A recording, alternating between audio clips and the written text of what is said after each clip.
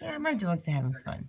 Set of transmission lines went down, and due to safety and security reasons, they are required to operationally shut down. They have two backup generators supplying power to the facility to secure Some spots the is like overall premises to make sure 4 that all inches. safety Other spots is precautions like inside a the power foot, plant like there. Oh, are brother. continuing on. So there is no public safety hazard at this time. Typical situation for similar to what happened in 2013.